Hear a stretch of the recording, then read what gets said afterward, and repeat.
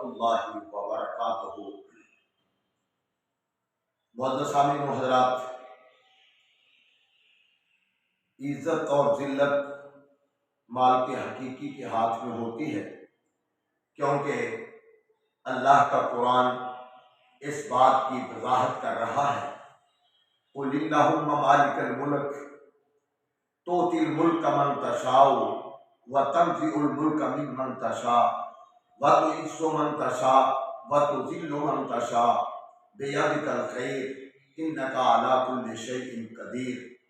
قل، اے محبوب سنا دیجئے، کہہ دیجئے، اللہم، اے اللہ، مالک الملک، تو ہی بادشاہوں کا بادشاہ ہے، جسے چاہتا ہے بادشاہی دے دیتا ہے، جس سے چاہتا ہے بادشاہی چھین لیتا ہے، اور جسے چاہتا ہے تو عزت دے دیتا ہے، جس سے چاہتا ہے عزت چھین لیتا ہے۔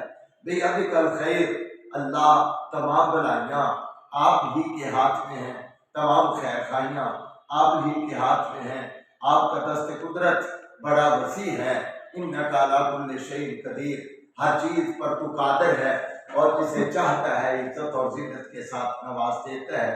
اور پھر فرمایا تولج اللیل فی النہار، تولج النہار فی اللیل، کسی کی طاقت نہیں ہے دن کو رات بنا دے، رات کو دن بنا دے۔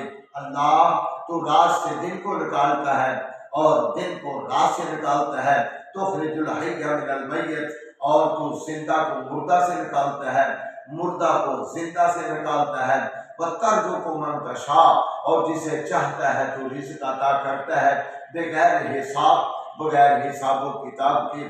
تمام چیزیں مالک تیرے ہاتھ میں ہیں، اسی کا نام توحید ہے، اسی کا نام اخلاص ہے، اسی ہی کا نام ہے اللہ کو یکتا اور واحد ماننا ہے۔ اللہ مجھے اور آپ سب کو مال کے حقیقی کے در کمال پر سوالی بنائے۔